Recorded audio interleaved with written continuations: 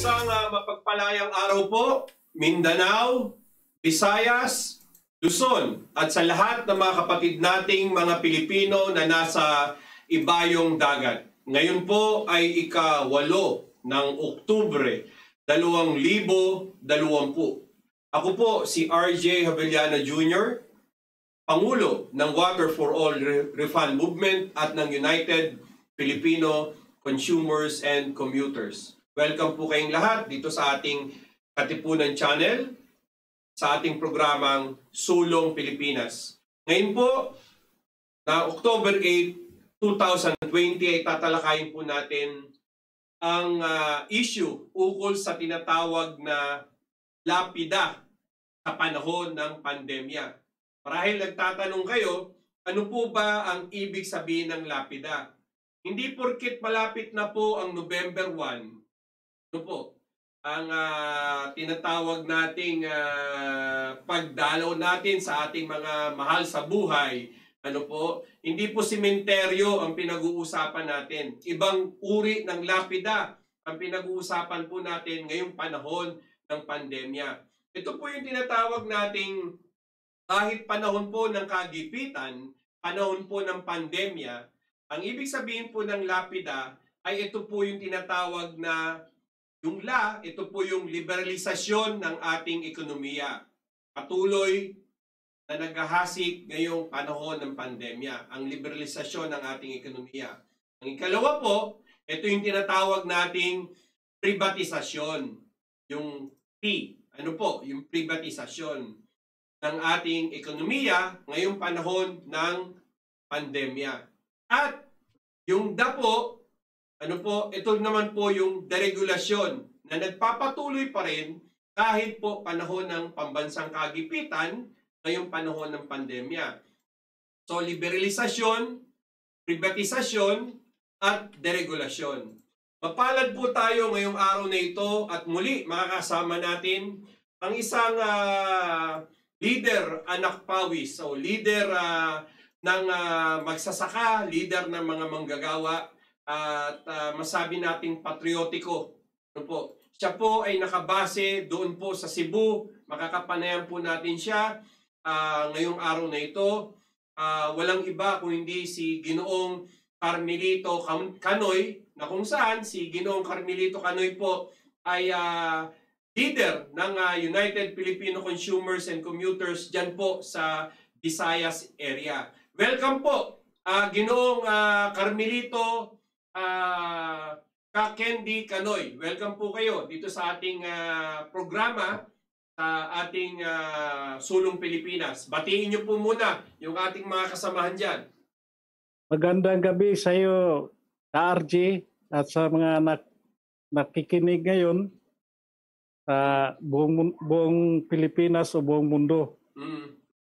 Kung maaari po sana, laksan nyo ng konti yung inyong tinig, ang inyong boses, para lalo pong maging maliwanag po yung tinatawag na ating pagpapahayag. Ano po, ukol dito sa ating issue na liberalisasyon, privatisasyon, at deregulasyon. Unahin po muna natin, ano po ba yung sinasabing liberalisasyon ng ekonomiya? Yung sa panahon kasi ng pag-organisa, yung tinatawag na last round ng GATT, ng General Agreement on Tariffs and Trade sa Uruguay, ay inorganisa yung WTO. Ito po yung World Trade Organization. Oo. Ang ibig sabihin dito, ang dalawang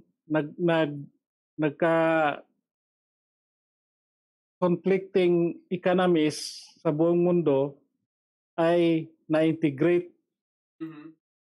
Meaning na open yung political economy ng socialism at saka yung political economy ng capitalism ay na-integrate sila dahil sa nagkaroon ng balance of power sa pamagitan ng socialism at saka capitalism noong dekada 80. Ngayon, ang response naman ng ating gobyerno ay matindi. Dahil halip na paigtingin mo ang bansa, yung state natin, ay dinismantol. Ibig sabihin po, Nag-adapt. tayo po sa kasalukuyan, ang Republika ng Pilipinas, ang ating bansa, sa pagkaunawa ko po kasi, pag sinabi mong kapitalismo, meron pong kapitalismo ng Estado, ng gobyerno, meron din pong kapitalismo ng pribado. Tama po ba? Okay. Tayo po ngayon ay nasa Estado tayo, ang Pilipinas, ang ating ekonomiya ay kapitalismo ng Estado, ngunit nung pumasok yung tinatawag na General Agreement on Tariff and Trade at World Trade Organization, dahil miyembro tayo, nagmiyembro po tayo nung mga panahon na yan sa GATT at may mga regulasyon dyan, ano po, sa loob ng GATT WTO.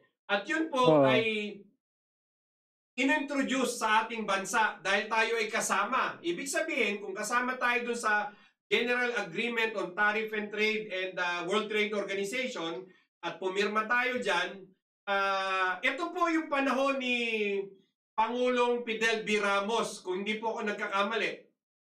Hindi, nag-umpisa yan 1986. Tapos, okay. Panahon ni Cory Aquino.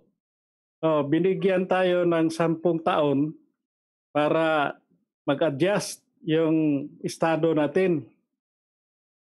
Meaning na kailangan mong ang message noon, paigtingin mo yung bansa mo para matanggap mo yung kalakaran. Yung tinatawag nilang New International Economic Order in IEO. Ngayon, ang ating bansa, imbis na i-nationalize mo yung commanding heights ng economy, ay dinismantle natin. Ang sinasabi mo po, Ginoong Carmelito Canoy, ang sinasabi niyo po, noong panahon po ni Pangulong Marcos, ang Estado ay nasa direkta at tuwirang tinutulak niya, ano po, sa pamamagitan ng pagkontrol ng enerhiya, ano po, ng kuryente, ng tubig, ano po, at ng mga iba pang mahalagang mga public utilities. Ito ay hawak ng gobyerno noon, noong panahon ng panunungkulan ni Pangulong Marcos. Pero nung nagkaroon po ng tinatawag na kudeta sa EDSA, nagpalit po ng liderato, ay sinasabi nyo na dito na inintroduce itong mga bagong mga economic trade liberalization policies sa ilalim po ng pamumuno ni Cory Aquino. Tama po ba? Oo.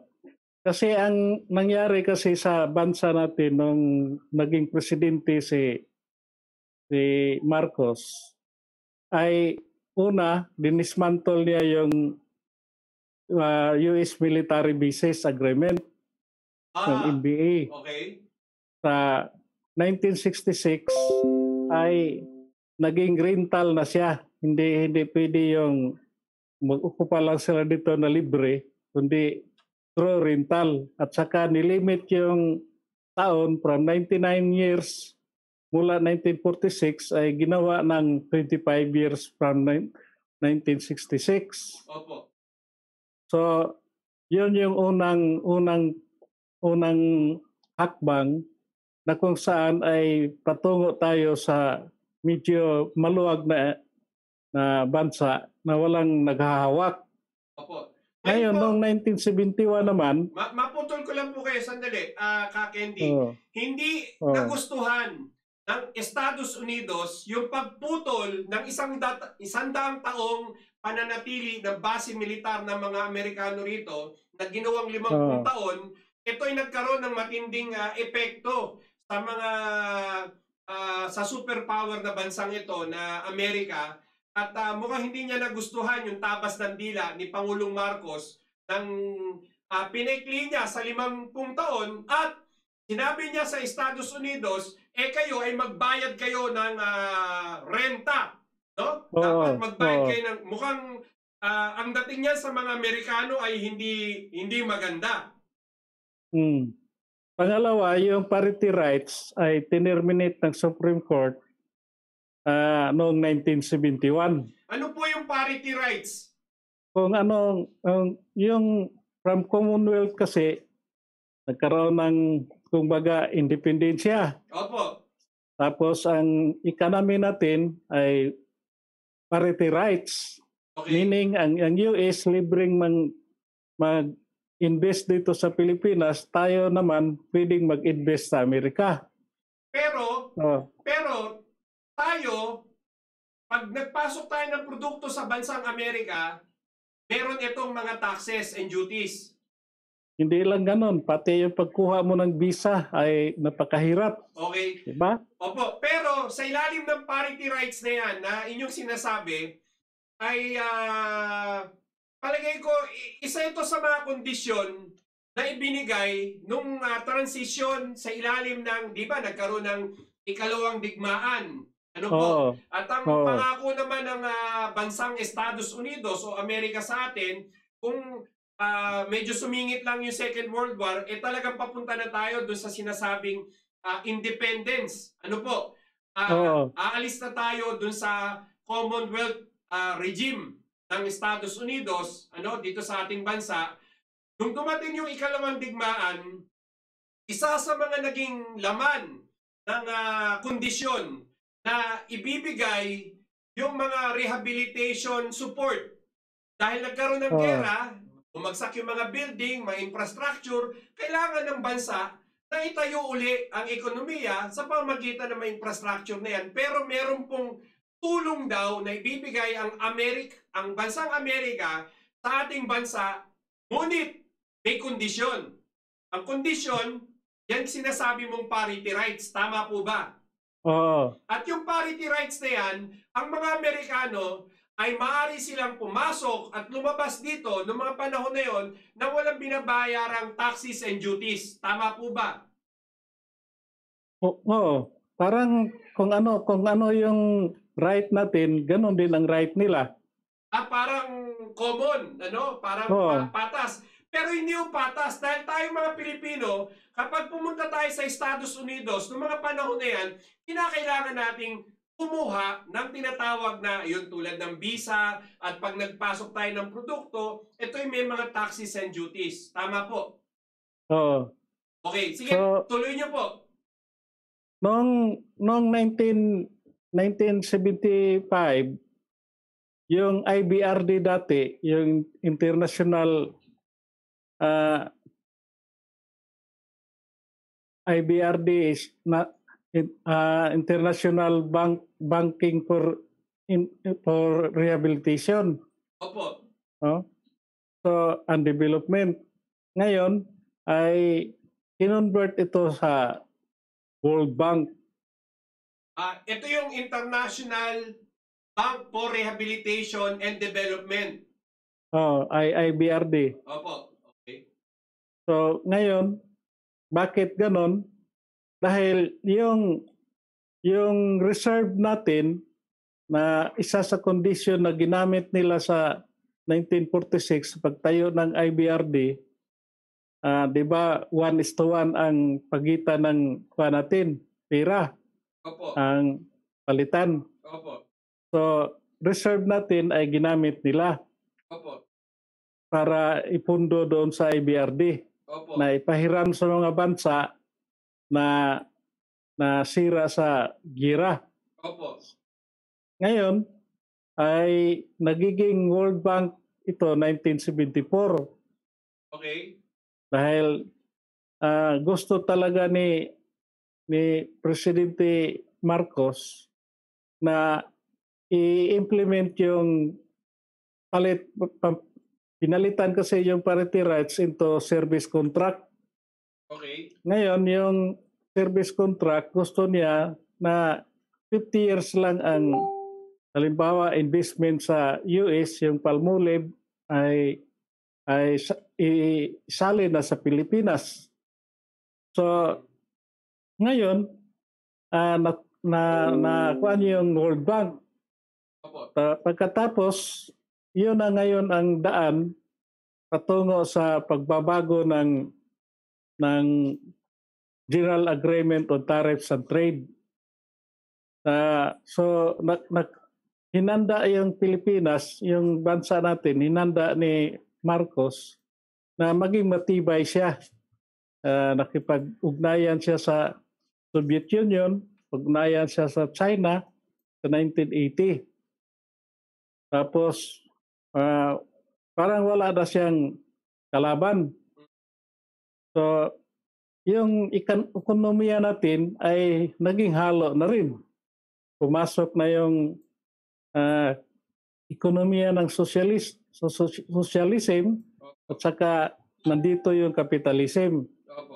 Yun, sa 1986 ay pinagtibayan.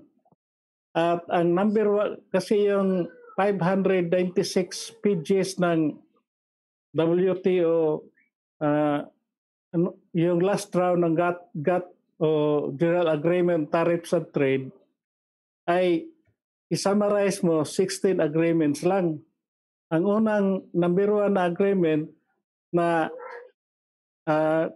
yung national issue, yung hindi magkaroon ng tawag nitong racist ba na economy. Opo. Na kung US may karapatang pumunta sa Pilipinas, yung iba ring mga bansa pwedeng mag-invest sa Pilipinas. So naging open yung bansa natin. Ang problema nung makakuha ng WTO at niratify natin na wala man lang paghahanda ang gobyerno, niratify natin sa 1994, panahon na ni Ramos yun. So, krisis ang inabot natin dahil ang matibay nating pundasyon, halimbawa nationalization sa industry natin, sa power, energy power, hindi naman ino-operate yung Bataan Nuclear Plant. So, kung dito naman sa tubig ay talagang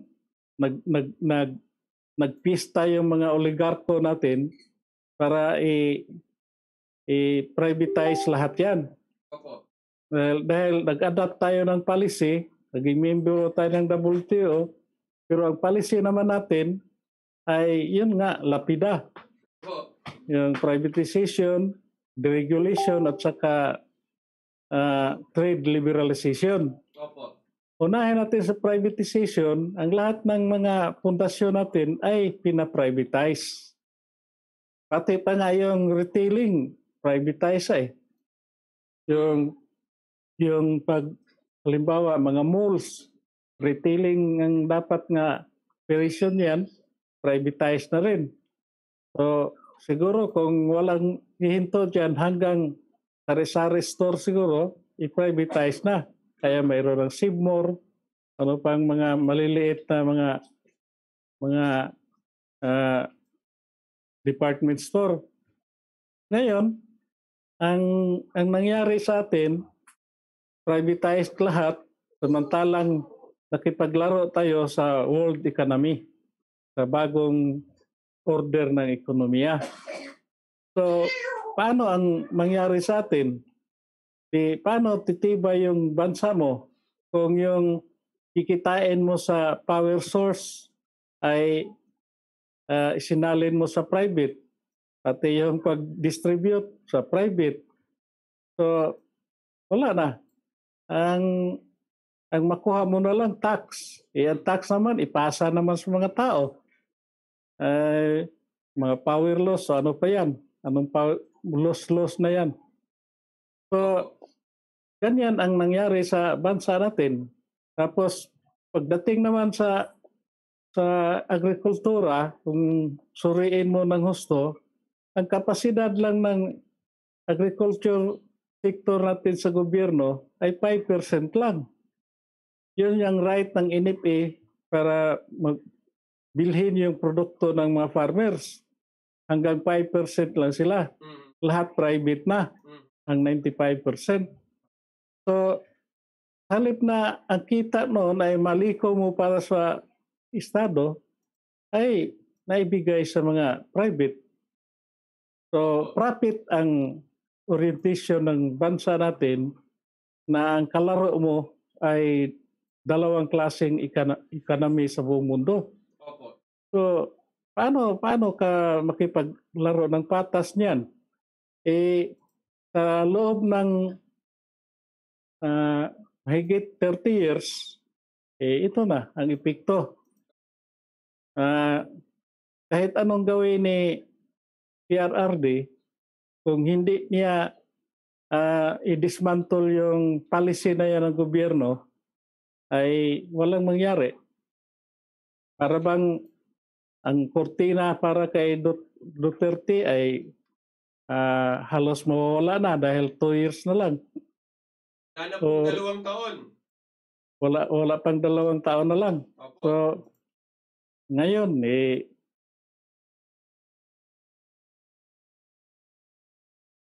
yan po, naputol po si Kakendi at napaliwanag niya po yung... Ayan, nariyan na po kayo muli. Hello? Medyo mahirap po kasi ang tinatawag na telecommunication yan sa Cebu eh. Ano po, pag mga ganitong oras, mula 6:00 ng gabi, ano po, hanggang madaling araw na po yan, pupugak-pugak na po ang linya po ng telecommunication dyan sa Cebu, mapa-smart o mapa-globe. At huwag niyo pong kalimutan, ang itong pinag-uusapan natin na issue ng liberalisasyon, privatisasyon at deregulasyon ay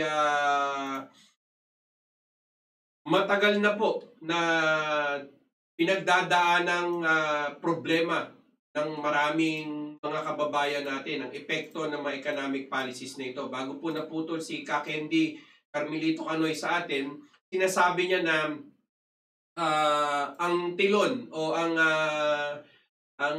oras ni Pangulong Rodrigo Duterte ay kaunti na lang po ang panahon. Ano po? Kaya kung talagang seryoso si Pangulong Rodrigo Duterte, nasagipin niya mula sa kahirapan, sagipin niya mula po sa krisis, sagipin niya mula sa kagipitan ng taong bayan, dapat po nung unang 6 na buwan ng panunungkulan ni Pangulong Rodrigo Duterte ay tiniyak niya na dapat suriin ng maigi ang patakarang liberalismo o liberalisasyon sa ating ekonomiya, ang patakarang privatisasyon sa ating ekonomiya at ang patakarang deregulasyon sa ating ekonomiya. Dahil yan po ang nagpahina ng ating bansa. Ano po? At katulad ng binanggit po sa atin ng ating panauhin na leader po ng United Filipino Consumers and Commuters diyan po sa Visayas area, ay napakaganda po nung historical description niya. Lalong-lalo na po nung panahon ni Pangulong Marcos na marami po sa mga kababayan natin ang hindi masyadong naintindihan ano po yung lalim na ginawa po pagdating sa usapin ng ekonomiya ni Pangulong Marcos, particular po dito sa paghawak o pagkontrol sa mga pampublikong pasilidad dahil sa pananaw po ng administrasyon ni Pangulong Marcos noong mga panahon na yon, mahalaga na na kontrolado ng gobyerno ang mga public utilities dahil ito po ang pangunahing magigiya ng ating ekonomiya. Ngunit nga dahil sa mga patakarang inimpose po sa atin ng nitong General Agreement on Tariff and Trades at itong World Bank at itong International Monetary Fund, which is ang GATT po ay nagsimula pa noong taong 1947 pa po yan. Sinimulan po yan ng 23 mga bansa lamang. Ano po, hanggang sa lumaki at tumawak na po yan ng tuluyan. Ang nais po ni Pangulong Marcos noon, ni Ferdinand Edrelin Marcos, ay palakasin po ang pundasyon ng ekonomiya ng ating bansa sa pamagitan ng pagkontrol po ng mga public utilities. Ano po? Para po ito ay mga direktang serbisyo at direktang batayang pangangailangan, hindi lamang po ng mga consumers o mga mamimili, hindi lamang po ng mga mananakay o mga commuters natin, kundi the general public. Ano po, dahil ang nakataya po diyan ay ang interes ng publiko. Ano po, yan po ang tunay na esensya kung bakit merong gobyerno para ipagtanggol ang kapakanan ng publiko na hindi lamang po ng isang tuldok na grupo na napaka maimpluwensya sa ating lipunan. Ito po yung tinatawag nating oligarko. Dahil ang mga oligarko na ito, sa pamagitan po ng paghiwalay ng mga gobyerno na nagdaan, hanggang ngayon ay humiwalay po sila doon sa dating direksyon ni Pangulong Marcos sa palakasin ng ekonomiya sa pamagitan po ng public utilities, kagaya po ng pag-build ng Bataan Nuclear Power Plant. Ano po, para magkaroon po tayo ng tinatawag na self-sufficiency. Hindi ako nagkakamali, ito yung papatakbuhin dapat ito ng mga 630 na megawatts. Ano po? 630 megawatts. Ano po? Noong mga panahon na yun, parang katumbas po niyan yung kailangan ngayong 10,000 megawatts. Ano po? Para may sustain natin yung energy requirement na kailangan po ng Luzon. Ano po? Ngayon po, dahil sa nagkaroon nga ng kudeta at unang pumalit si Cory Aquino, yung sa pamagitan ng kudeta na yan, at lahat po ay inakap na nila yung mga economic policies kung ano ang idikta ng World Bank, ng Asian Development Bank, ng International Monetary Fund, itong General Agreement and Tariff and Trade, no, na makasunduan, ay nginunguya na lang po ng ating mga leader, which is mali po. Dahil nawala na po yung proteksyon ng publiko. Ibig sabihin po, ipinakain tayo sa merkado. Ano bang ibig sabihin ng liberalisasyon? Ito po yung definasyon ng sinasabi natin sa lapida ng liberalisasyon. Ito po yung tinatawag na ito ay ang malayang pagpapasok ng kalakal mula sa iba't ibang bansa.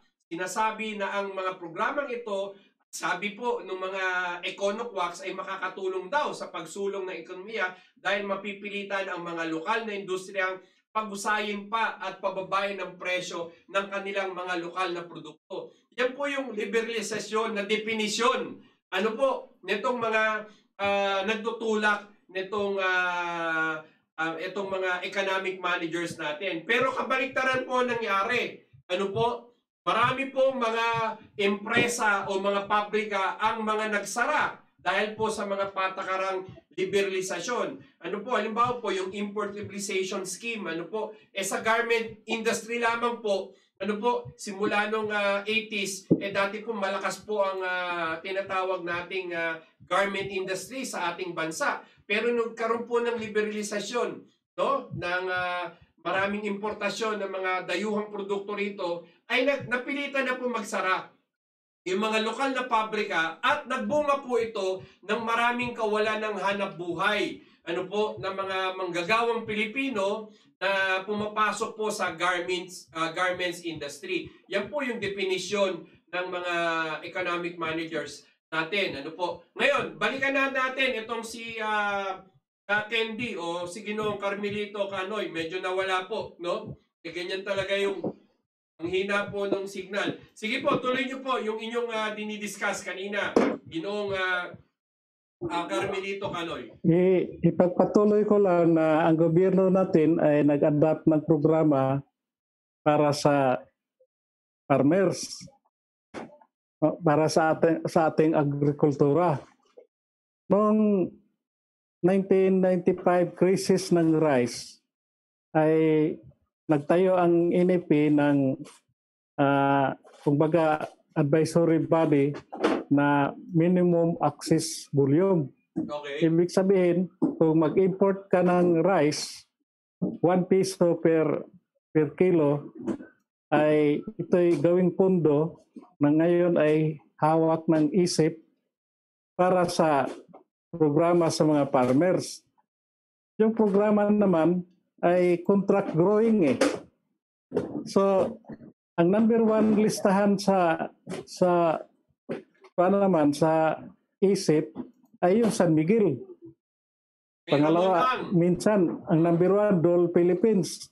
Opo. minsan San Miguel. So, pag ganun-ganun lang yung dalawa.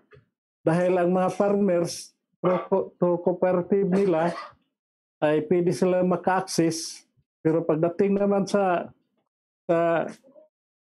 pag-utang sa cooperative, ay 12% sa Interest. loob ng 100 days ang interest. Napakataas po niyan. Paano makapagsuporta ang farmer sa cost ng ng plantation ng rice? Dahil ang ipautang lang mismo ng land bank ay 8,000. Yun lang daw ang cost ng production sa rice. Ngayon, mapunta sila sa mga pahiram. Mabuti daw ang loob ng mga San Miguel, ng Dole Philippines, ng Del Monte. Kaya nag-adapt sila ng contract growing, sila raw gagastos. Pero ang pira palang pinanggalingan ay doon sa pira na dapat sa farmers. Yun ang naging, paano tayo magkaroon ng food security? Okay. Magkaroon lang tayo ng food security kung mag-import tayo.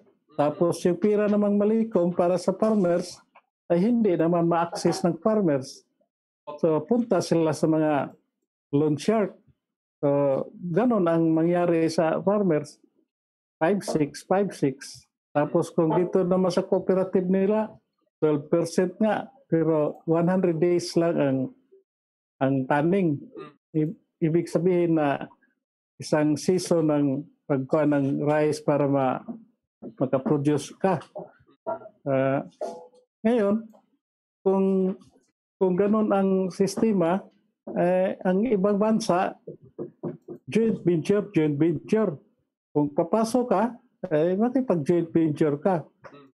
At ang nakaganda naman sa joint venture ay doon sila maghati sa dulo. Co-production ba? Hindi yung contract growing na tayo'y parang niluto sa sarili nating mantika. Opo. Tapos wala naman tayong karapatan sa produkto dahil pribado ang may-ari, hindi naman ang gobyerno. So, yun lang ang food security natin, 5%. So ngayon mo ngayon pong panahon ng pandemya, panahon ng kagipitan, lalo pong lumabas yung problema dito sa mga issue ng liberalisasyon, issue ng privatisasyon at issue ng deregulasyon. Lalong nakita ang kahinaan ng ating gobyerno sa kasalukuyan at ang kanilang solusyon lamang ay magdagdag ng buwis at mangutang. Yun po. Wala po silang ibang paraan dyan para sila ay maka-adapt dito sa sinasabing problema ng ating ekonomiya. At yan po, yung buwis na yan, naturalmente, yan ay kukunin nila dito sa ating mga consumers. Halimbawa po, yung Bayanihan 2, meron pong inilabas nitong itong kailan lamang po, no? Itong Bayanihan 2 na ito, nung inilabas, meron pong Executive Order 113 na pinirmahan ng ating Pangulo na si Pangulong Rodrigo Duterte. Patungkol po ito sa mga dagdag na 10% kada bariles po ng langis na papasok dito sa ating bansa na karagdagang buwis, no? So, yan ang solusyon ni Department of Finance Dominguez. Ito'y walang kaalam-alam ang mga tao, na meron silang ginawa na dadagdagan nga ng 10% kada bariles ang lahat ng papasok na produktong langis dito sa atin at yan ay lalagyan ng additional taxes. Bukod pa po ito sa tinatawag na value-added tax na 12% na matagal na nating pahirap sa ating mga consumers, sa ating mga commuters, sa publiko. Bukod pa po ito, dito sa bagong inilabas at pinirmahan din ni Pangulong Rodrigo Duterte, yung Tax Reform for Acceleration and Inclusion 1 o yung Train 1 o yung Train Law 1. Ano po? Ito po yung nagdagdag ng taripa na 9 pesos sa diesel at 12 o 15 pesos naman sa gasolina. So meron ka ng 10% ngayong panahon ng Bayanihan 2, ano po, sa kada bariles, meron ka pang excise tax, ano po, galing sa train law, at meron ka pang value-added tax. So, kapag ka pinagsama-sama mo yan, eh baka abot ng 30% na ang sa pagdating pa lamang ng taxes and duties. Kaya mahal po ang sinasabi nating mga produkto na binibili natin dahil halos lahat po ay gumagamit naman ito ng diesel, ng gasolina, ano po, para lumika ng mga iba't ibang mga produkto na tinatangkilik nating mga consumers. Pero ngayong panahon ng pandemya, dito dapat ipakita ni Pangulong Rodrigo Duterte ang kanyang totoong pagmamalasakit at yung pangako niyang pagbabago. Ano po? Maaari po bang ano po ba ang inyong mga panawagan at solusyon na maaaring iparating kay Pangulong Rodrigo Duterte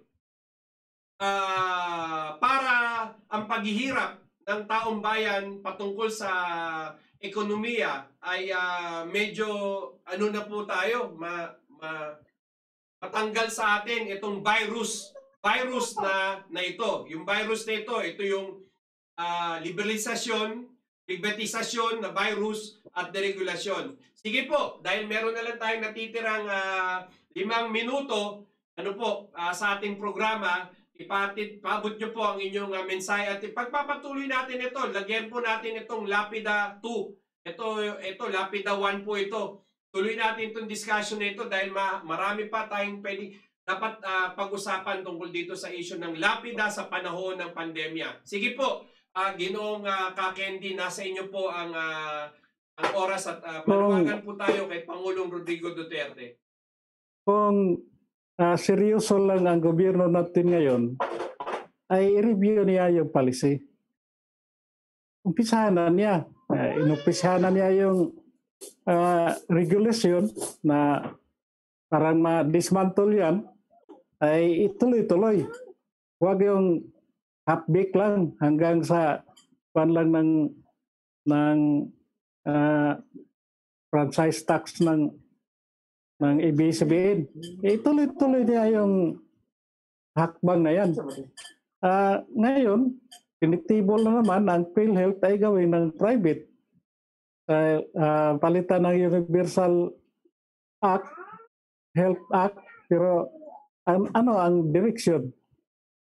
Dapat ang direksyon niyan dahil naumpisahan na paigtingin yung i-dismantle yung mga policy natin dyan. Iba yung deregulation. Hanggang, ang DTI ba ay hanggang SRP lang sa presyo? Hindi tayo maka-dikta sa presyo dahil hindi tayo may-ari ng produkto eh. Ang may-ari private. So, kung ganun lang ang kwan mo, ang pagdating naman sa BIR, hanggang compromise agreement lang tayo. Samantalang hindi naman tinanggal yung dagdag na taxes sa panatit sa train law. At ito pang receipting nila sa enerhiya. Bakit ganun? Na parang ang ERC ay hanggang sa pag-comply lang sa gustong mangyari ng mga kapitalista. So ito ang dapat na pagtuunan ng pansin ng gobyerno natin na inumpisahan na sana ipagpatuloy niya hanggang sa dismantle yan. Pag dismantle ng lahat yan ay siguro tayo ang pinakamatibay na bansa sa buong Asya. Dahil nandito sa atin ang lahat eh. Maraming salamat po at itutuloy natin ito. Lagyan natin ito ng part 2. Ano po? Dahil medyo hindi pa natin nahihimay yung buong ng definition ng mga lapida, no, nung privatisasyon at deregulation dahil napakalaki po, no, ang usapin. Dahil mayroong given opportunity ang gobyerno natin eh. Opo. Halimbawa, yung GOCC niya. Yung mga GOCC, kung pagtibayin mo, umpisahan na lang natin sa Kukulibi. Kukulibi is 27% farmers na ang nag-manage sa gobyerno dahil di naman organisado ang farmers. Pero parang gusto ni Kiko na itayo yung trust fund council, gusto niya na ibigay sa lahat. Para sa coconut farmers yun eh. Opo. Bakit ibigay mo sa lahat? Tama po. Diba? Tapos ang mga property o assets ng Kukulibi ay ibibinta. Kung titingnan mo naman, yun lang stable yung dividendo makuha mo sa San Miguel. Opo. 1.2 billion per year. So, yun ay sapat na para i-rehabilitate natin yung coconut natin. Opo. At saka yung industriya. Ibibinta mo na sa private, mahirap yun. Yun yung gusto ni Kiko at saka buti na lang may kunting pag si Cynthia Villar, Senator. So, ito siguro ay i-analyze ng husto ng government natin dahil dito mag-umpisa yung matibay na pamalakad at saka yung contract growing policy sa agrikultura ay tanggalin na yan. Sige po, i-discuss po natin yan ng mas malalim pa dun sa part 2 natin. Ano po? Sa part 2 discussion natin itong lapida sa panahon ng pandemya. Maraming salamat po, Ka Candy, at lagi po kayo mag-iingat. Ano po, ingatan nyo yung sarili lagi dyan sa Cebu. Mabuhay po kayo at maraming salamat. Babatiin ko lang po yung mga sumusubaybay sa atin ngayong oras na ito. Ngayong mga, ayan po, si Freddy Ordina present. Oligarchs are behind the GAA delay. They want chaos and ending is they are savior. No? Most elective appointed officials are pawns of oligarchs, rent seekers. Therefore, without Rev. Gov., Duterte must execute Article 12 of the 1987 Constitution. House greedy oligarchs, rent seekers from public utilities. Young EPIRA law. Credit rating is good. S% of Moody's, Fitch are tools of IMF, World Bank. They want us to borrow. Why? Because there is either competitor, AIIB or BRI, with relaxed payment term and low interest, just like saying, pay when able. Thank you. Olan Doliente, mabuhay ka, Ka Candy, mabuhay ka, Ka RJ. Thank you, Olan. Ano po, magkita tayo sa linggo, Olan. Nag-meeting tayo. Ano po, Virginia Malonzo, good evening po, Sir RJ. Virginia Malonzo, thank you very much. Beth Ariola, sayang sinimula ni President Marcos, laking panghinayang ko sa IRI. Ngayon nga tayo walang sapat na palay ang BNPP nakasabay ng Korea. Ang Korea ngayon ang angat sa lahat. Angat na angat. Cecilia Manalastas, hello po Ma'am Cecilia. Rodvoit Perebras, magandang gabi Katipunan, sana mabuksan ang BNPP upang matikman naman ang ginawa ng kuryente ang taong bayan watching from Subic, Zambales. Thank you Rodvoit Penebras. Muli, nais ko po magpasalamat kay Ginoong Ka Candy Canoy at sa inyong lahat. Maraming pong salamat at meron pa hong part 2 itong lapida sa panahon ng pandemya. Ako po si RJ Abellana Jr. Mabuhay po kayong lahat. Mabuhay ang Pilipinas! Mabuhay! Maraming salamat din, Kati.